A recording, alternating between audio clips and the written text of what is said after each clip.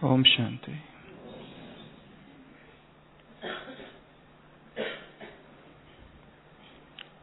काशी के 3 प्रकांड पंडित अपनी शिक्षा पूरी कर अपने घर लौट रहे थे। रास्ते में एक जंगल आया। रात जंगल में बिताई। बरसात का मौसम था। सुबह वो तीनों उठे।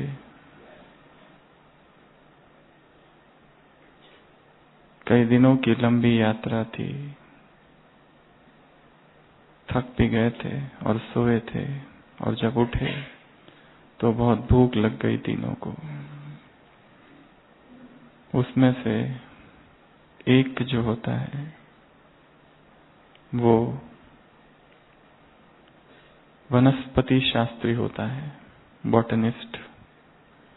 तो सब लोग, बाकी 2 लोग उसको कहते हैं कि वनस्पतियों का ज्ञान तुम्हारे पास बहुत है। ऐसा करो कि बाजार से तुम ही जाकर सब्जियां लेकर आओ। उसमें से दूसरा जो होता है वो दार्शनिक होता है, फिलोसोफर। तो बाकी 2 लोग कहते हैं हमेशा से तुमने दर्शन शास्त्र के सिद्धांतों का अध्ययन किया है, और एक प्रश्न हमेशा से ही तुम्हारे मन में रहा है, कौन किसको धारण किए हुए, घी पात्र को धारण किए हुए है या पात्र घी को धारण किए हुए है? तो अच्छा होगा कि तुम घी लेकर आओ। उसमें से तीसरा जो होता है वो शब्द शास्त्री होता है, लिंग्विस्ट, भाषा शास्त्री, ध्वनि शास्त्री, भाषा का ज्ञाता, ध्वनि का ज्ञाता, साउंड का साइंटिस्ट। तो वो लोग कहते हैं कि हम लोग दोनों जाते हैं, तुम यहां पर चूल्हा जलाओ, क्योंकि उसमें से आवाज आएगी, बुद्ध बुद्ध। तो उस आवाज के विषय में तुम्हारा ज्ञान प्रखर है। तो तीनों को बहुत जोर से भूख लगी है। तीनों ही बहुत विद्वान है और तीनों ही बहुत ज्ञानी है। तो पहला जो वनस्पति शास्त्री होता है वो बाजार जाता है और बहुत सारी सब्जियां देखता है, परंतु हर सब्जी में उसे दोष दिखाई देता है। कहीं वात, कहीं पित्त, कहीं कफ, कहीं कुछ तो कहीं कुछ, क्योंकि उसके शास्त्रों के अनुसार किसी न किसी हर सब्जी में कोई ना कोई दोष है। और अंततः उसे नीम के कड़वे पत्ते मिलते हैं और वो कहता है हाँ ये सबसे अच्छी सब्जी है, क्योंकि ये दोष रहित है और इसमें कोई दोष नहीं, इसकी सब्जी अच्छी बन सकती है। तो वो नीम के कड़वे पत्ते लेकर आता है। बाकी 2 बहुत खुश होते हैं। दूसरा जो होता है पंडित, वो दार्शनिक होता है। हमेशा से ही दर्शन शास्त्र में यह सिद्धांत विवादित रहा है, कौन किसको धारण किए हुए है, घी पात्र को धारण किए हुए है या पात्र ने घी को धारण किया है। तो वो जाता है और घी लेके आता है, और आते आते उसे लगता है क्यों ना आज प्रयोग कर लिया जाए, प्रत्यक्ष, डायरेक्ट। उसके पात्र में घी है। प्रश्न है कौन किसको धारण किए हुए है।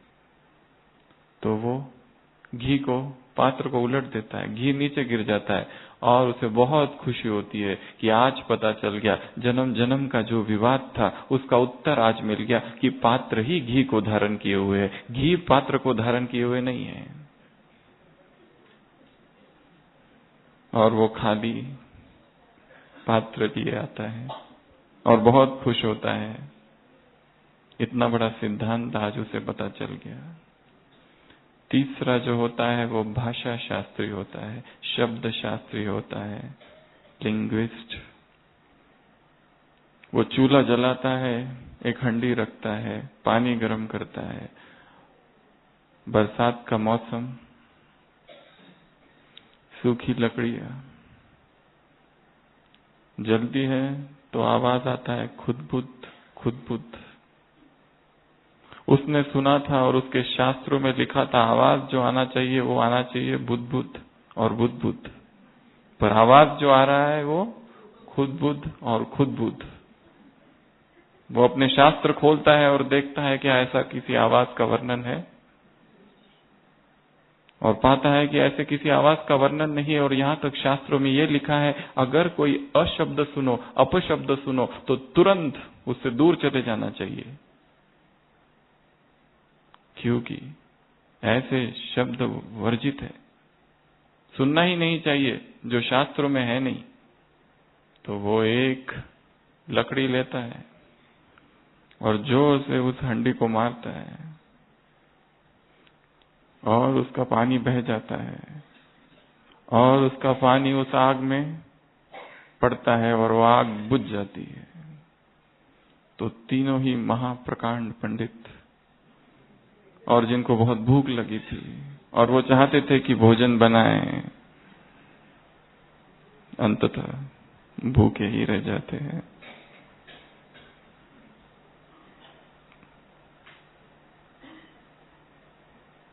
शब्द बहुत सुने, ज्ञान बहुत सुना, ज्ञान बहुत कंठस्थ किया, ज्ञान को बहुत रटा, परंतु व्यवहारिक जीवन में उस ज्ञान को लगा ना सके।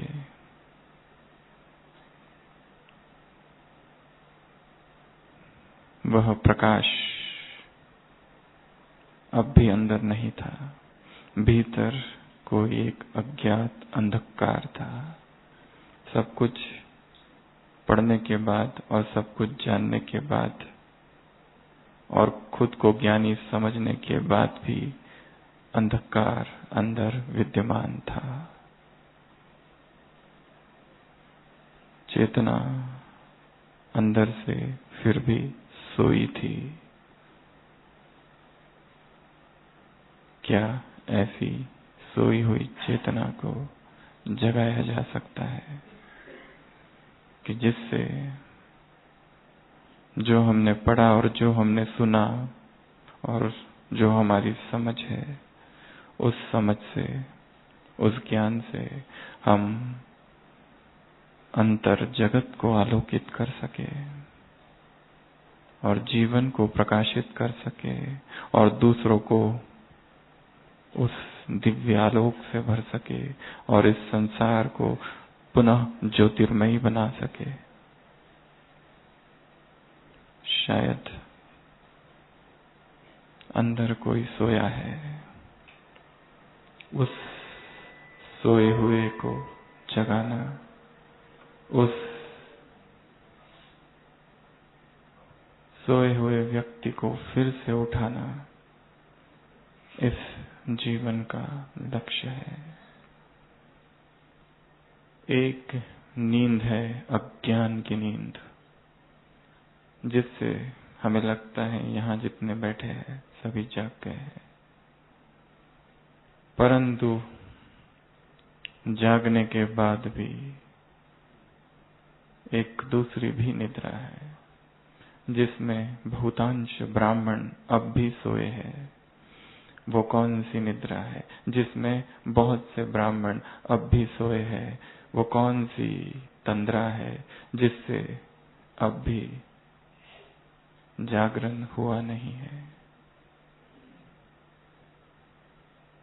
शास्त्रों में गायन है, तीनों भाइयों ने तपस्या की, रावण ने, ब्रह्मा प्रसन्न हुए, कहा मुझे अमरता का वरदान दो। ब्रह्मा ने कहा नॉट अलाउड। कुछ और, तो उसने कहा मनुष्य छोड़कर कोई भी दूसरा मुझे मार ना सके। मनुष्य तुच्छ है ऐसा समझा बहुत बड़ी गलती थी उसकी। दानव, राक्षस, यक्ष, असुर,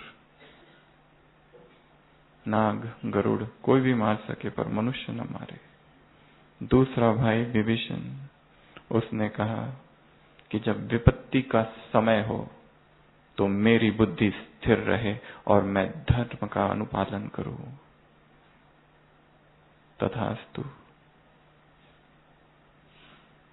और तीसरा भाई था कुंभकर्ण। उसकी आंख इंद्र के सिंहासन पर थी और वो इंद्रासन मांगना चाहता था, परंतु टाइमली इंटरवेंशन, सामयिक हस्तक्षेप सरस्वती के द्वारा और उसकी जिह्वा के अंदर प्रतिष्ठित हो गई और इंद्रासन की जगह क्या मांग लिया? निद्रासन मांग लिया। दुख हुआ रावण को, कहा कि कुछ करो। ब्रह्मा ने कहा 6 मास सोएगा, 1 दिन जागेगा, फिर सो जाएगा।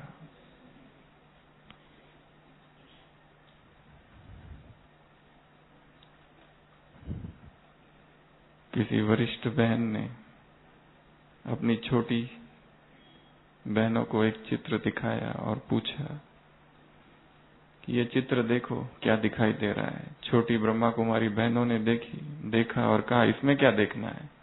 एक कुंभकर्ण है, सोया है, और एक ब्रह्मा कुमारी कान में ज्ञान अमृत डाल रही है और दूसरे कान से अमृत बाहर निकल रहा है। ये चित्र तो हमने रोज देखा है और हम ये रोज समझाते भी है। बड़ी बहन ने कहा ध्यान से देखो, ये विशेष चित्र बना हुआ है। कुंभकर्ण को बैच लगा हुआ है। जो सोया पड़ा है शायद वह ब्राह्मण ही है। तो कौन सी वो नींद है जिससे हमें जागना है और कौन सी वो विधि है जिससे चेतना के अंदर जो कुंभकर्ण सो रहा है, जो नींद चल रही है, उससे जगाया जाए। ऐसी हम 7 विधियां देखेंगे जिससे इस कुंभकर्ण को हम जगाए। उससे पहले नींद कौन सी है? जिस नींद में ब्राह्मण ही सो रहे हैं। समय तीव्र पुरुषार्थ का है, समय करवट बदल रहा है, पाठ आत्माओं के तेजी से परिवर्तन हो रहे हैं। ऐसे समय में क्या हम जाग रहे हैं या सो रहे हैं? ये बहुत बड़ा प्रश्न है। वो कौन कौन सी नींद है इसकी ज्यादा चर्चा हम नहीं करेंगे। जागना कैसे इसकी चर्चा ज्यादा करेंगे। एक नींद है आलस्य की।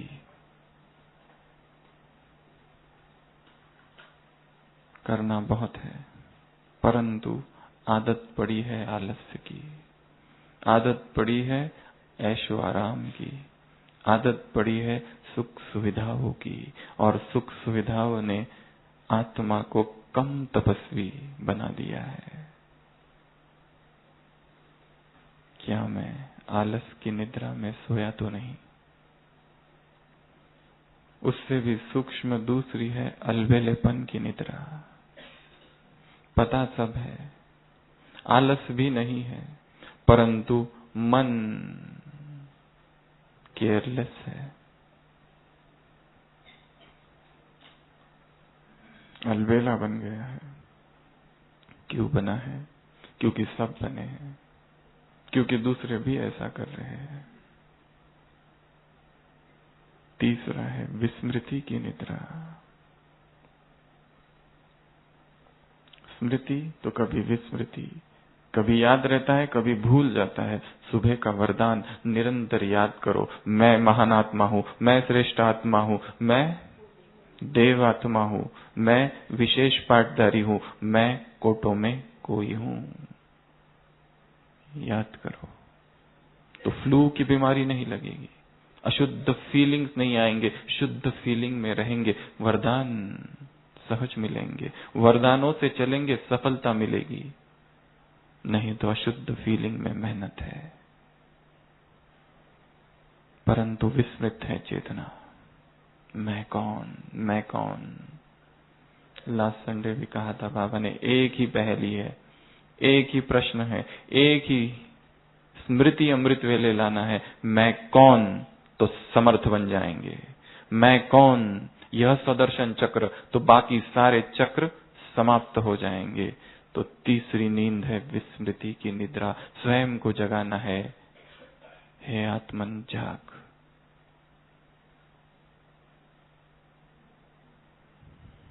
जाग मछिंदर गोरख आया। गुरु ही मोहमाया में कामपुर में फंस चुका है, शिष्य आया है जगाने।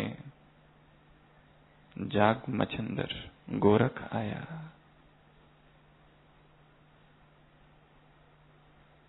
चौथी गफलत की निद्रा, एक गलती और दूसरी गलती और गलती पर गलती हुए जा रही है और हम कुछ नहीं कर पा रहे, और हम देख रहे हैं और हाथ में केवल पश्चाताप, हाथ में केवल संताप, हाथ में केवल आंसू।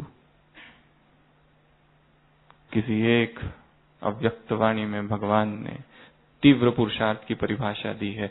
तीव्र पुरुषार्थ अर्थात जो गलती एक बार की है उसे दोबारा न करना।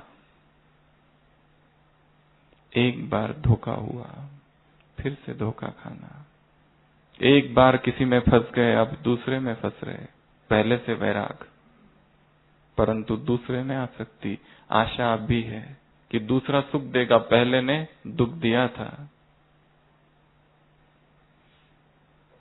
होपिंग अगेंस्ट द होप की प्रक्रिया जारी है।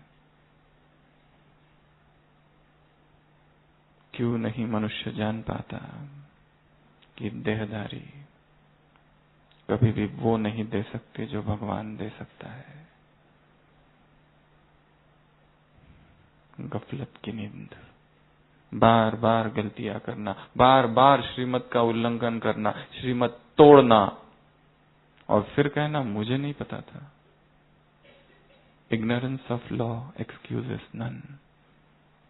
गलत साइड से जा रहा है और पुलिस पकड़ ले और हम कहें मुझे तो पता ही नहीं था, मैं नया हूं, तो वो कहेगा अरे रे तुम नए थे, जाओ जाओ, ऐसा कहेगा?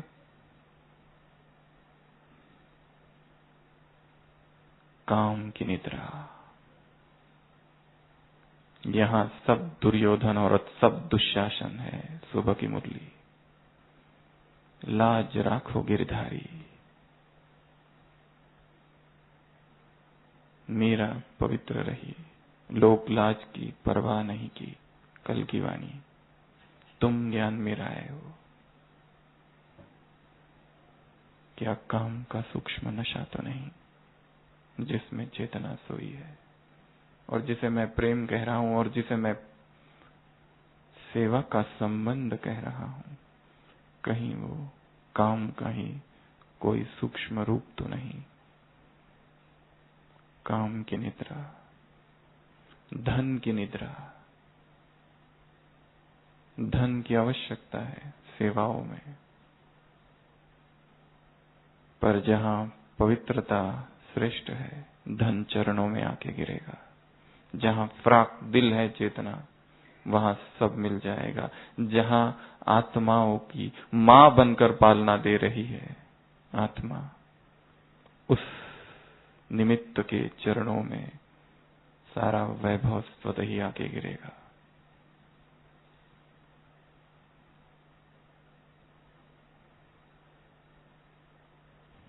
फैमिलियरिटी की निद्रा,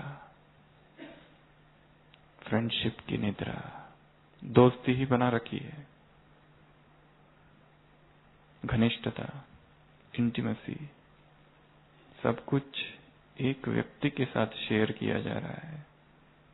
मन के गहरे भाव होने वाली घटनाएं, उठने वाली भावनाएं, दमित इच्छाएं, किसी एक को साथी बनाया है और उसके साथ ही सब कुछ साझा किया जा रहा है।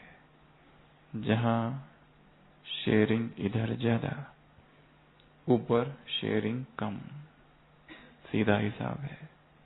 देहधारियों को जितना बताएंगे, भगवान को बताना कम हो जाएगा। उससे जो टॉक, उससे जो वार्तालाप, उससे जो रुझान कम हो जाएगी। खान पान की निद्रा, जीवन तापसी हो, भोग नहीं। नेक्स्ट संडे की मुरली, विषय भोग अर्थात विष के भोग।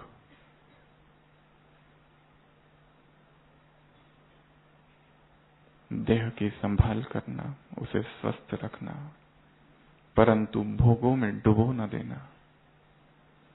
इतना उसे भर न देना कि तपस्या असंभव हो जाए, इतना उसे भर न देना कि लालायित हो चेतना और जीभ। और वही चाहिए, और वो ना मिले तो बेचैनी, कहीं इस निद्रा में तो मैं सोया नहीं। नाम मान शान की निद्रा, हमारा भी नाम हो, हमने भी ये किया, हम भी कुछ है।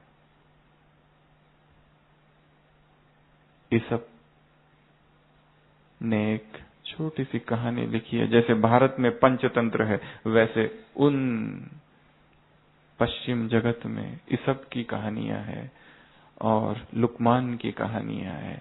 एक मक्खी भिनभिनाती हुई हाथी के पीठ पर आकर बैठती है और हाथी से कहती है, अगर मेरा भार हो तो बता देना। हाथी सुनता ही नहीं, हाथी को सुना ही नहीं आया कुछ, और वो जाती रहती है।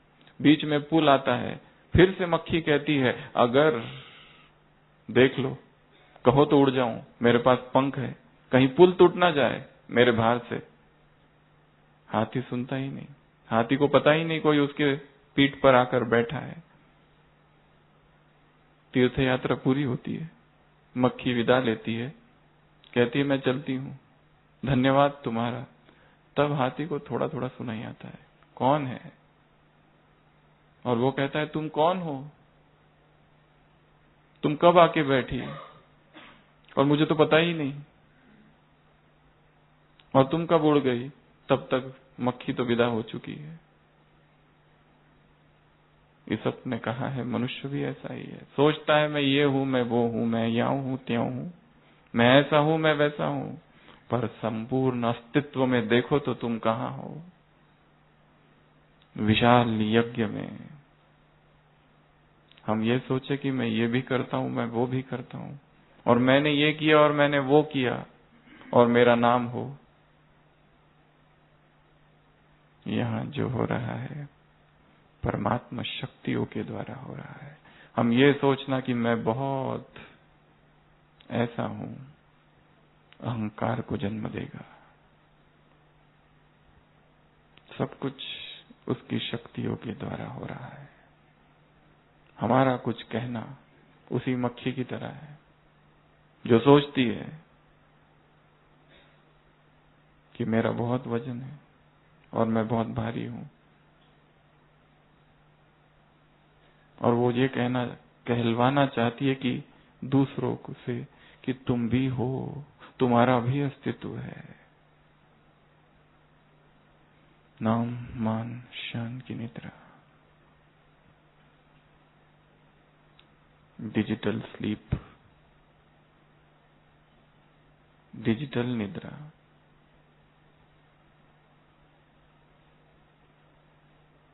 सेवा का साधन क्या मिला, साधन ही बंधन बन गया। ऐसी हमारी स्थिति ना हो और सारा समय उसी में हम डूबे रहे। सारे साधन मीडिया के, जब तक उनका उपयोग ज्ञान, योग और सेवा के लिए है तब तक ठीक। जब तक और जब उनका उपयोग चीप एंटरटेनमेंट के लिए होने लगे और हमको लगे कि हमें भी एंटरटेनमेंट चाहिए, और जब उनका उपयोग व्यर्थ के लिए होने लगे, और जब उनका उपयोग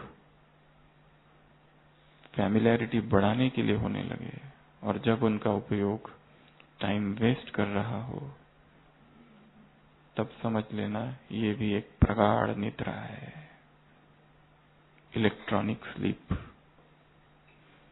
ये सारी नींद है। मैं किस नींद में हूं? पहले तो ये स्मरण कि मैं भी सो रहा हूं और मुझे जागना है, और मुझे कौन जगाएगा? मैं स्वयं। वो जो कुंभकर्ण था, जब निर्णायक युद्ध सामने था और रावण हारने लगा था, तब कुंभकर्ण को जगाने की प्रक्रिया चालू हुई। तो आज हम देखेंगे इस कुंभकर्ण को कैसे जगाए। 7 विधियां है जिससे एक सोया हुआ व्यक्ति जागता है। सबसे पहला, ध्वनि। उसके कान में ढोल बजाए गए ताकि वो जागे। अगर इनमें से किसी एक निद्रा में भी हम सोए हैं, 10 निद्राओं में से, और वो कुंभकर्ण यदि मैं ही हूं, तो ध्वनि की आवश्यकता है, ढोल की आवश्यकता है, नगाड़ों की आवश्यकता है, आवाज की आवश्यकता है, लाउड वॉइस साउंड। तो सबसे पहली विधि है ज्ञान का शंखनाद, ज्ञान के ढोल, ज्ञान का आवाज। ये मानना कि अभी बहुत कुछ जानना बाकी है।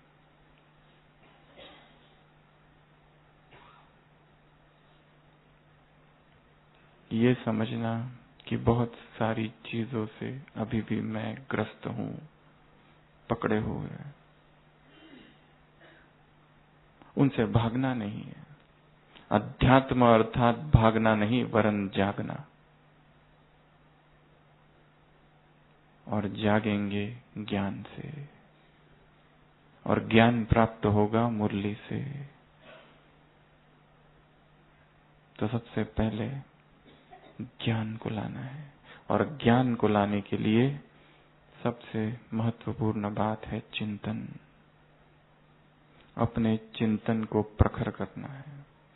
केवल मुरली सुनना, मुरली की पॉइंट्स लिखना, डायरी बंद करना, यहां तक वो सीमित ना हो, परंतु हर दिन की जो मुरली है उसमें से कुछ ऐसी चिंतन की पॉइंट्स निकालना है जिस पर हम सारा दिन मनन करते रहे।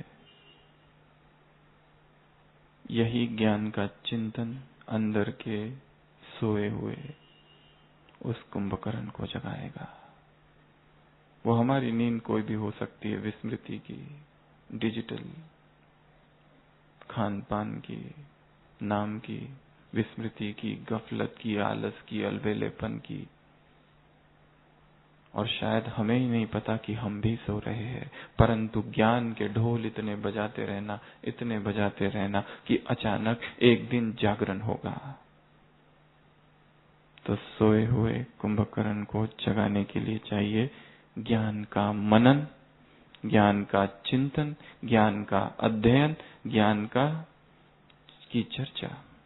आपस में ज्ञान की चर्चा करनी है कि आज की मुरली में बाबा ने ये क्या कह दिया, ऐसा क्यों कहा, इस पॉइंट का क्या राज है,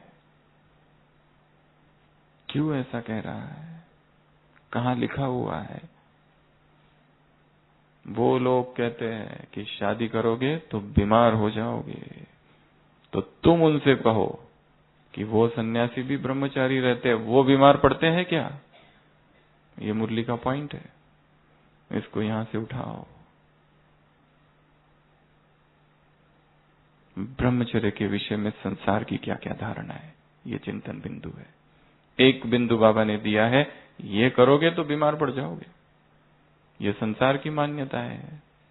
ऐसी और क्या क्या मान्यताएं हैं, और अगर वो इस तरह के प्रश्न पूछे तो हम उनका खंडन कैसे करें, ये चिंतन है। ऐसे रोज की मुरली से नए नए चिंतन बिंदु निकालने हैं। वो नारद ऐसा कोई बजाने वाला नहीं था, स्त्री पुरुष दोनों ही नारद। ये नारद कौन, किसे नारद भगवान कह रहा है? बंदर किसे कह रहा है? कहीं वो मैं तो नहीं? क्योंकि जिसमें 5 विकार वो बंदर। फिर से इस चिंतन बिंदु को यहां से उठाना है, और बंदर क्या क्या करता है उसके विषय में सोचना है, और बंदर का स्वभाव कैसे होता है उस विषय में सोचना है, और फिर अपने स्वभाव को देखना है। भगवान उवाच तुम ही हो क्या?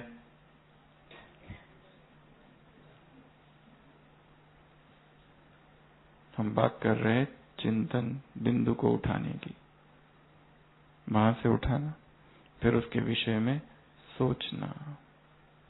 ज्ञान बरसात नहीं, ज्ञान पानी नहीं, ज्ञान अमृत नहीं, ऐसा क्यों कहा? सोचना,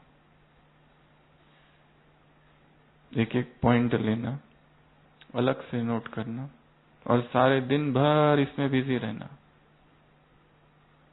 और जो बुद्धि इन शुद्ध मुरली अर्थात शुद्ध फीलिंग इनमें बिजी रहती है, वहां फिर फ्लू की बीमारी नहीं होगी, वहां फिर उदासी, डिप्रेशन, लगाव, झुकाव कुछ नहीं होगा।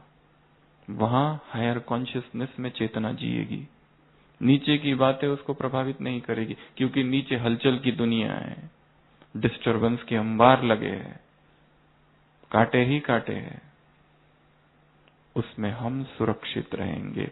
ज्ञान कवच है, कल की मुरली, उस कवच को धारण करके रहना है। तो कान में क्या गूंजे? कुंभकर्ण को जगाने के लिए ढोल बजाया गया उसके कानों में, परंतु वो नहीं जागा। अब नेक्स्ट विधि पर आते हैं। सोए हुए व्यक्ति को जगाने के लिए उसके चेहरे पर पानी फेंका जाता है। क्या किया जाता है? पानी, पहले छींटे, छींटों से ना जागे तो बकेट भर पानी डाल दो, जागना ही पड़ेगा। परमात्मा प्रेम का पानी, परमात्मा प्रेम का जल, प्रभु प्रेम के जल से स्वयं के जागे हुए कुंभकर्ण को जगाना है। आने वाले संडे सारी मुरली प्रेम पर है। ये परमात्मा प्रेम निस्वार्थ प्रेम है। ये परमात्मा प्रेम तुम्हें किसी भी देहधारी से नहीं मिल सकता। ये परमात्मा प्रेम ब्राह्मण जीवन का आधार है। ये परमात्मा प्रेम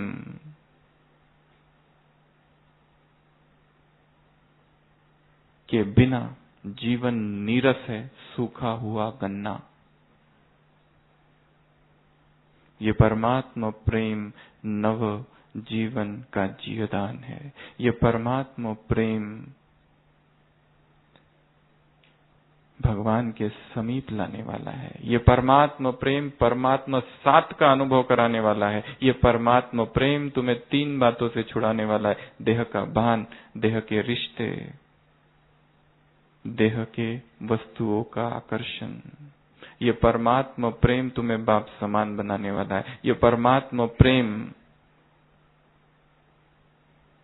समर्पण कराने वाला है।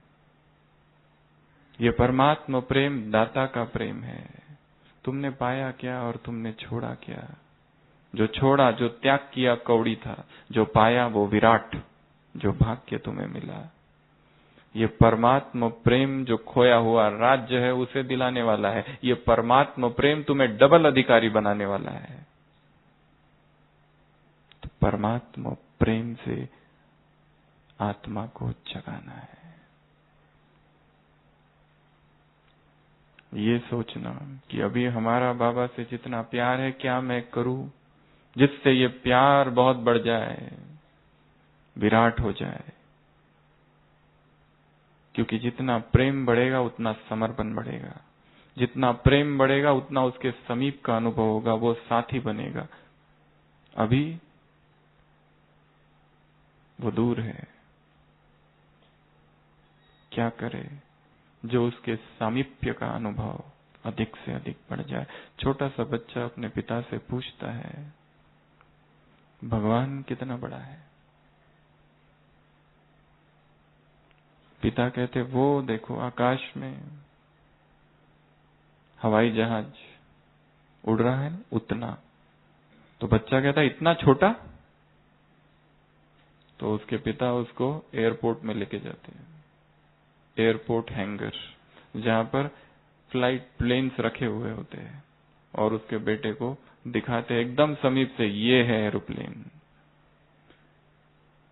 जितना तुम उसके समीप हो उतना वो बड़ा है, जितना तुम उससे दूर हो उतना वो छोटा है। मैं कहाँ हूं, समीप या दूर?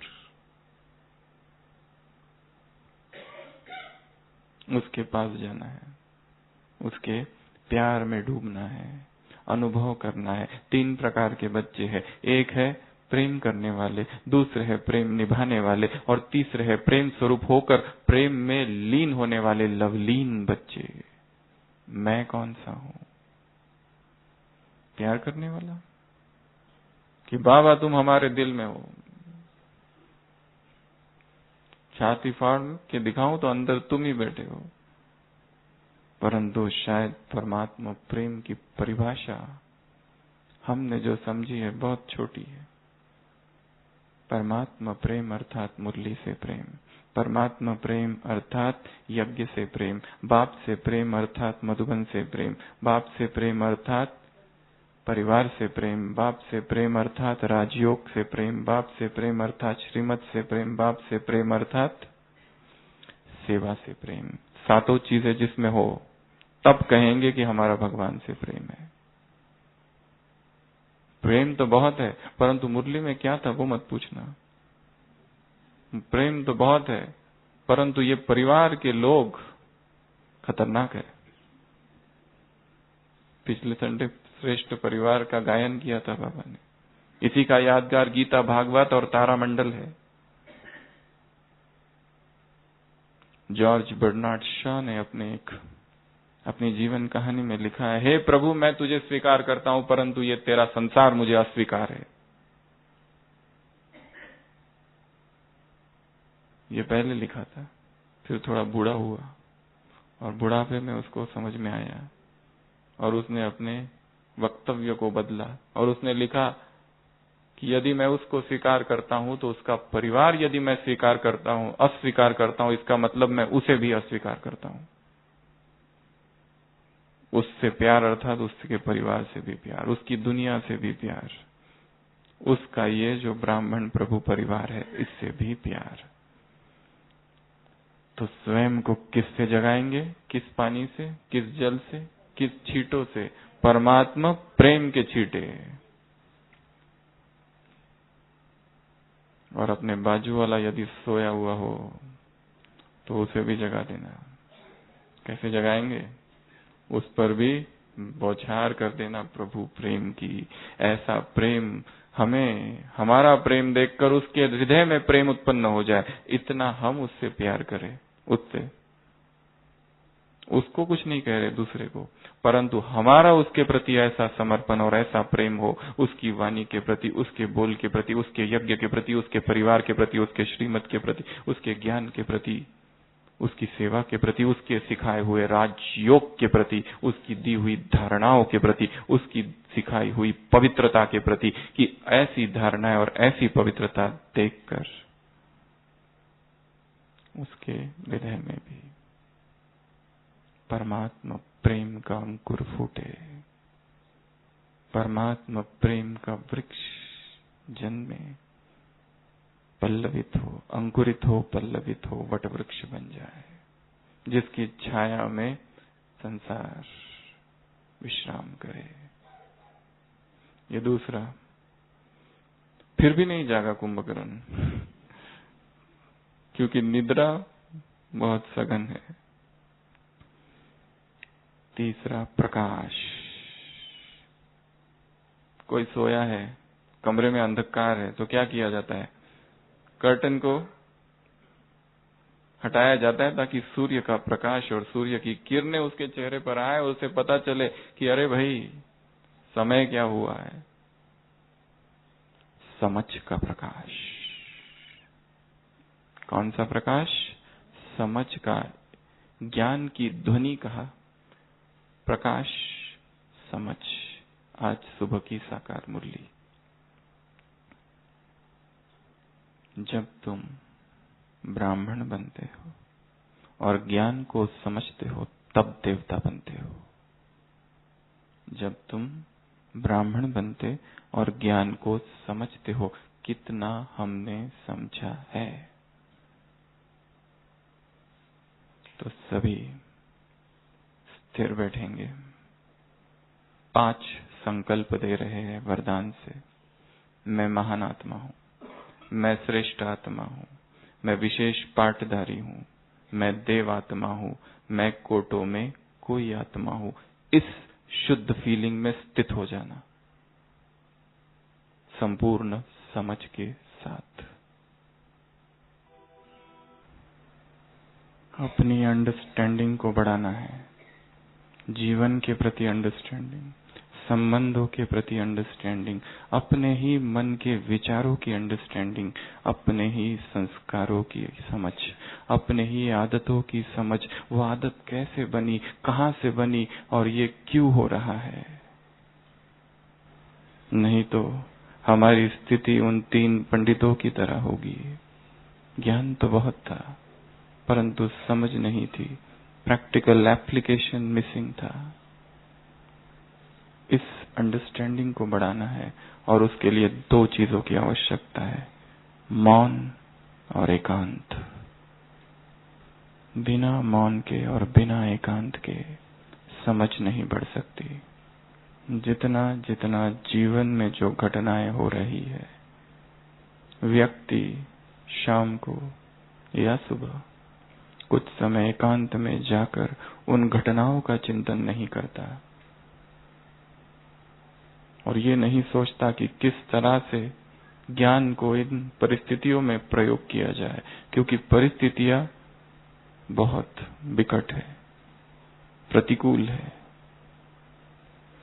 अनएक्सपेक्टेड है। क्या ऐसी परिस्थिति में भी इस ज्ञान को अप्लाई किया जा सकता है? इस विषय में सोचना, उस मौन में उतरकर, उस एकांत में उतरकर उत्तर आएगा। तो ये जो समझ है, ये जो अंडरस्टैंडिंग है, understanding is more powerful than knowledge. मुरलियों में आता है समझा समझा समझा। जैसे छोटे बच्चे को समझाया जाता है, मन को छोटा बच्चा समझना और उसे समझाना कि सुन, ये सही, ये राइट, ये रॉन्ग, ये सत्य, ये असत्य, ये सार, ये असार। तुझे क्या करना है? ये श्रीमत, ये मनमत, ये परमत, इन तीनों को छांटना है जीवन में। श्रीमत, मनमत, परमत। जो मैं कर रहा हूं, ये क्या है तीनों में से? मेरे ही अपने मन का प्रक्षेपण, या फिर श्रीमत, या मॉडिफाइड श्रीमत, या कन्वीनियंट श्रीमत, सुविधाजनक श्रीमत, अपनी सुख सुविधाओं के अनुसार श्रीमत को तोड़ मड़ोड़ के अपने फायदे के लिए प्रयोग करना। श्रीमत क्या है? तो समझ का क्या? प्रकाश। चौथा, रावण अब भी सो रहा है। कुंभकर्ण, रावण तो सो ही रहा है, वो अलग चीज है, रावण की निद्रा अलग। कुंभकर्ण अब भी सो रहा है। वाल्मीकि रामायण में लिखा गया है कि 100 हाथी को उसके शरीर से दौड़ाए गए, उसके बाद में वो जागा। भाले चुभाए गए, अस्त्र शस्त्रों का प्रयोग किया गया, पर वो इतना विशाल काया था कि उस पर कोई प्रभाव नहीं पड़ा। तो ये जो चुभाना है, ये जो चोट है, ये चौथी विधि है इस कुंभकर्ण को जगाने की। वैराग की चोटें, वैराग का भेदन, वैराग से भेदना। अपने ही मन को समझाओ, किसी चीज से भागना नहीं है, क्योंकि व्यक्ति जिससे भागने का प्रयत्न करता है उसमें और आसक्ति हो जाती है उसकी, और वो रसपूर्ण हो जाता है कि ये चीज से भागना है। भागना नहीं, जागना, उसकी व्यर्थता को समझना। एक व्यक्ति है जो टीवी में किसी एक सीरियल या प्रोग्राम में चिपका हुआ है, उदाहरण, ज्ञान सब चल रहा है पर वो सीरियल भी साथ साथ चल रहा है, और वो एक आदत भी साथ साथ चल रही है। जब तक वो ये ना जान ले ये व्यर्थ है, तब तक उससे मुक्त नहीं होगा। वस्तुओं की, चीजों की, व्यक्तियों की व्यर्थता को जान लेना वैराग है, रियल वैराग। जहां पर चीजें व्यर्थ हो जाए, हमारा वैराग ऐसा हो जैसे झाड़, उसमें सूखी हुई पत्तियां स्वतः ही गिर जाए। सहज वैराग। इस संसार की कोई भी चीज आकर्षित ना करे। नेक्स्ट संडे की मुरली, यहाँ जो भी मित्र है वो कब दुश्मन बन जाए पता नहीं। एक परमात्मा प्रेम ही ऐसा है जिसमें प्रेम का संबंध है और बाबा देता ही रहता है। वो लोग तो मांगते रहते हैं, कब धोखा देंगे, कब कुछ करेंगे। जब वस्तुओं की, चीजों की, व्यक्तियों की और संबंधों की व्यर्थता का पता चल जाए, अपने आप छूट जाएगी। फिर सोचना नहीं पड़ेगा कि मुझे इसको छोड़ना है, मुझे इसको छोड़ना है, ये आदत अच्छी नहीं है, ये संस्कार अच्छा नहीं है, ये वस्तु, ये व्यक्ति, ये संबंध, उनकी जो पकड़ है वो ढीली हो जाएगी। ये भोग, ये खाना मेरे स्वास्थ्य के लिए ठीक नहीं। वैराग लाना है। वैराग से की चोटें जब तक नहीं पड़ती। कितने सारे सैनिक और सिपाही उस कुंभकर्ण को जगाने के लिए चले गए थे। कोई इधर से चुभा रहा है, कोई उधर से चुभा रहा है, कोई कान को चुभा रहा है, कोई नाक में डाल रहा है। तो चेतना के अंदर जो कुंभकर्ण सोया है किसी एक निद्रा में, उसको वैराग से जगाना है। केवल ये कहकर वैराग नहीं आता है कि संसार विनाश हो जाएगा।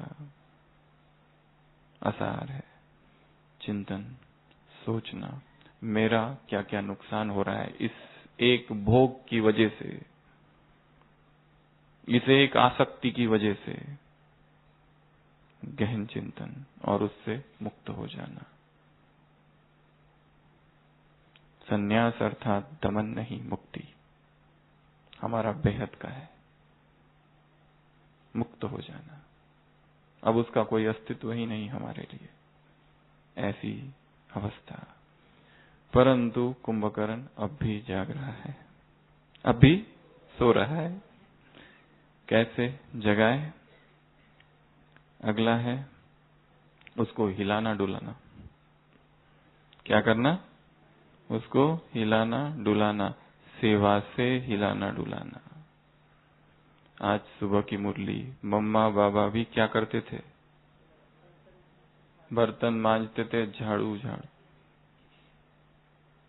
सेवाओं में स्वयं को डुबा देना, ये विधि है अंदर के सोए हुए कुंभकर्ण को जगाने की। इतना बिजी हो जाना सेवा में कि व्यर्थ के लिए टाइम ही ना हो, वो व्यर्थ का फ्लू ही हमको नहीं कैच करे। ज्ञान की सेवा, योग की सेवा, स्थूल सेवा, सूक्ष्म सेवा, विश्व सेवा, यज्ञ सेवा, मनसा सेवा, किसी ना किसी एक सेवा में जो ये सोचो कि आज तक मैंने कौन सी वो सेवाएं जो नहीं की, ऐसी कौन सी सेवा रही हुई है जो हमने अब तक नहीं की, उसको ढूंढो, उसके लिए क्या योग्यताएं चाहिए, उसको जीवन में लाना। तो सेवा एक विधि है स्वयं को जगाने की। जो व्यक्ति सेवाओं में बिजी रहते हैं उनके पास माया कम आती है, और जो ये सोचते हैं हमें केवल ज्ञान योग के लिए समय चाहिए, सेवाएं तो बाधाएं है। थोड़े समय ठीक चलेगा, बाद में बंधन बन जाएगा, बाद में व्यर्थ आएगा, कहां से प्रवेश करेगा पता भी नहीं चलेगा। सेवा एक बहुत सुंदर अस्त्र शस्त्र बाबा ने दिया है जिसमें हम स्वयं को बिजी रख सकते हैं। कितना योग लगाएगा बैठकर कोई, और हमें विश्व का भी तो कल्याण करना है। आज सुबह की मुरली, ज्ञान गंगाएं हो बहो, घर घर में होगी एक दिन, ज्ञान की वर्षा करोगी, जगह जगह पर सेंटर होंगे। ये इतना बड़ा कार्य हमारे द्वारा होना है, तो हम एक जगह नहीं बैठ सकते। सेवाओं में बिजी कर देना स्वयं को। तो सेवा अर्थात हिलना। रावण वो कुंभकर्ण को इधर डुलाया गया, इधर हिलाया गया, किससे? सेवा से। परंतु वो अब भी सो रहा है।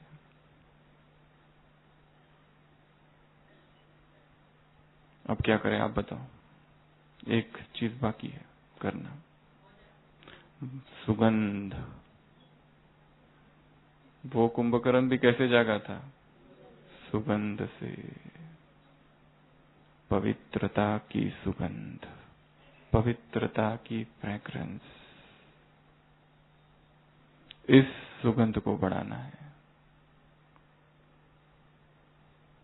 जितनी जितनी प्यूरिटी बढ़ती जाएगी, आप ही सारे कार्य सहज होंगे, सारी सेवाएं सहज होंगी, सारी धारणाएं सहज होंगी, सारे संबंध जो गड़बड़ चल रहे हैं ठीक ठाक होने लगेंगे।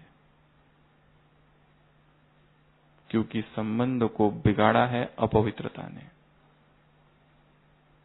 अगर हम सूक्ष्म में सारे संबंधों की स्टडी करें तो जब जब उसमें देहभान आया है, एक्सपेक्टेशंस बढ़ी है, सूक्ष्म कामनाएं जागी है और हम नीचे गिरे हैं। इसके लिए प्यूरिटी की फ्रेग्रेंस, इस फ्रेग्रेंस से ही आत्मा जागेगी, और वो जो अंदर अंधकार है, वो जो घोर निद्रा में सोई हुई चेतना है, वो जागृत अवस्था को प्राप्त करेगी। तो क्या चाहिए? प्यूरिटी। मधुबन में आप सब आए हैं, यहाँ पर हर एक अपने आप से और बाबा से अपनी प्यूरिटी की प्रतिज्ञा को रिवाइज करना है। और यहां से आज तक जो हुआ वो हुआ,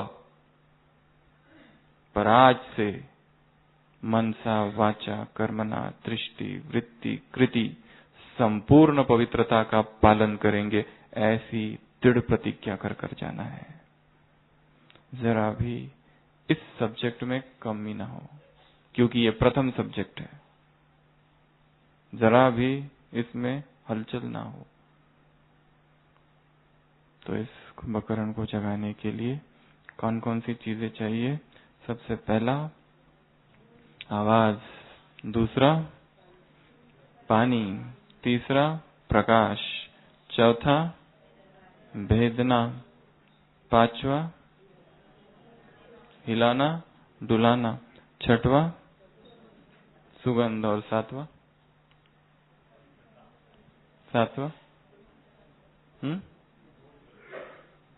और क्या किया जाता है जगाने के लिए? सुगंध हो गया।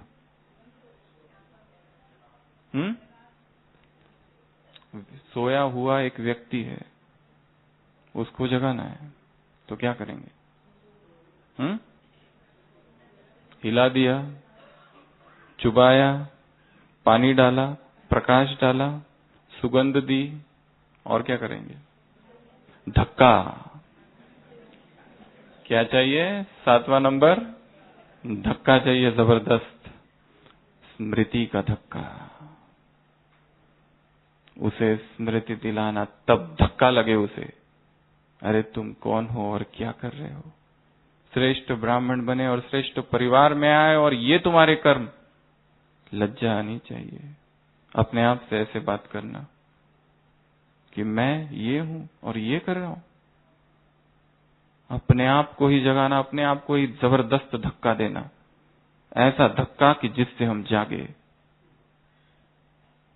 ऐसी भाषा में स्वयं से बात करना, कठोर से कठोर। बाप की निंदा करोगे? वो स्वयं सोचे हर एक कि कैसे मुझे अपने आप को जगाना है। लास्ट में एक बात बताएंगे। एक सम्राट को ये पता चला कि महात्मा बुद्ध का आगमन हुआ है। उसे ये था कि मेरी ख्याति भी थोड़ी हो जाए और मैं इनको भी कुछ दे दूं।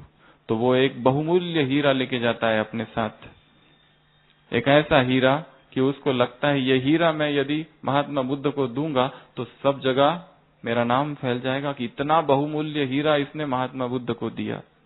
ये भी इच्छा है। बुद्ध थोड़ा कम महत्वपूर्ण है, ये देना ज्यादा महत्वपूर्ण था, परंतु उसके मन में ये भी था कि महात्मा बुद्ध शायद ये हीरे को न ले, तो एक दूसरे हाथ में कमल का फूल लेके गया। तो दोनों लेकर वो पहुंचा और उसने पहले हीरा दिखाया, बहुमूल्य हीरा। महात्मा बुद्ध ने कहा इसको गिरा दो। उसने गिरा दिया। फिर उसने दूसरे हाथ में कमल का फूल, वो फूल भी बेमौसम का फूल था, बहुमूल्य फूल, ऐसा साधारण नहीं था, वो दिया। महात्मा बुद्ध ने कहा इसको भी गिरा दो। उसे आश्चर्य लगा, दोनों हाथ थे खाली। महात्मा बुद्ध ने कहा अब इनको भी गिरा दो। तब तक उसे समझ नहीं आ रहा था गिराना किसको है, ये हाथ में तो कुछ भी नहीं। और अचानक एक रोशनी सी कौंध गई और उसको समझ में आया अहंकार की बात हो रही है, उस अंधकार की बात हो रही है, उस सोई हुई चेतना की बात हो रही है। और उसको एकदम से प्रकाश जैसे उसके हृदय में आ जाता है और उसको समझ में आता है, वो चरणों में गिर पड़ता है। क्योंकि वो जो बात कर रहे हैं उस मैं, उस अहंकार की बात कर रहे हैं। वो जो सोया हुआ व्यक्ति था सामने, अचानक समझ आ गई, अचानक प्रकाश आया, अचानक पानी गिर गया, अचानक किसी ने भेद दिया, अचानक सुगंध आ गई, अचानक धक्का लग गया, सारी चीजें हो गई और वो जाग गया और वो जागरण में आया।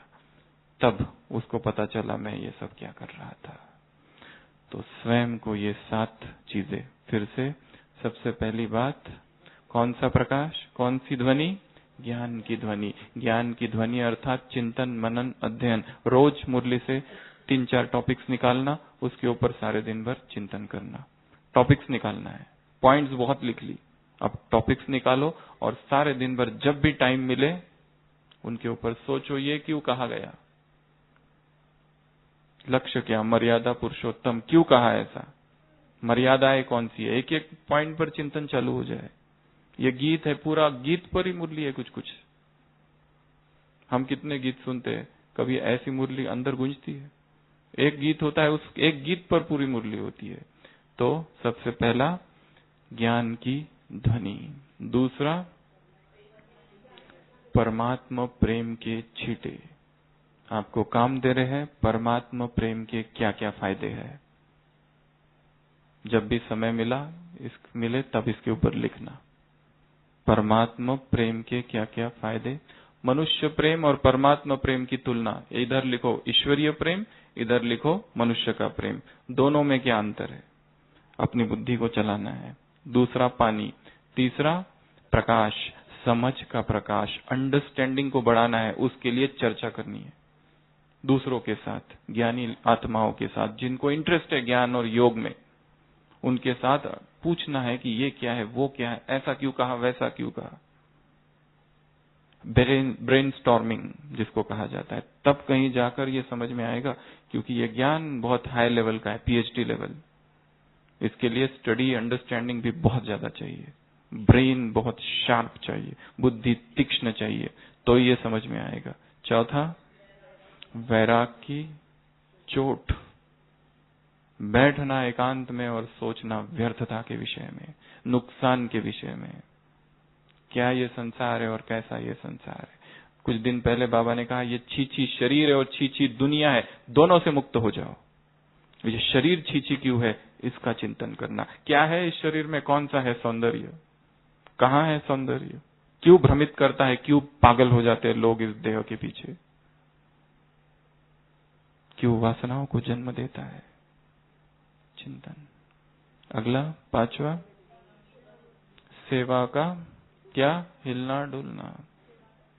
यदि 5 मिनट भी 24 घंटे की दिनचर्या में हम खाली है, जहां कुछ नहीं कर रहे, हो सकता है उसी 5 मिनट में और 10 मिनट में माया आती है रोज।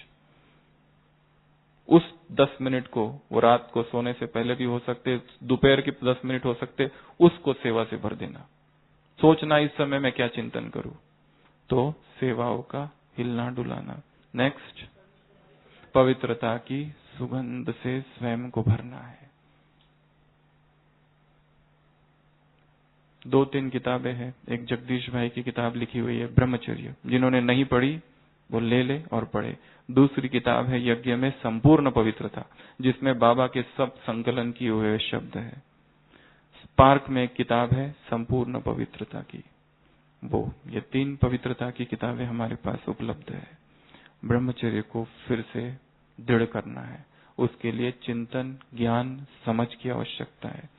नेक्स्ट, स्मृति का धक्का। स्मृति दिलानी है, स्वयं को याद दिलाना है मैं क्या हूं, मुझे क्या करना है, किस लिए मैं आया हूं, किस लिए ब्राह्मण बना। ब्राह्मण बनने के बाद भी हमारा जीवन यदि उन्हीं अज्ञानियों की तरह है तो किस लिए ब्राह्मण बने। स्वयं को स्मृति से धक्के देने हैं, तब जाकर ये जो निद्रासन में जो कुंभकर्ण है वो जागेगा और शायद हो सकता है उसे इंद्रासन प्राप्त हो, उसका वरदान उल्टा हो जाए। तो ऐसे स्वयं को, सभी को जगाना है। ओम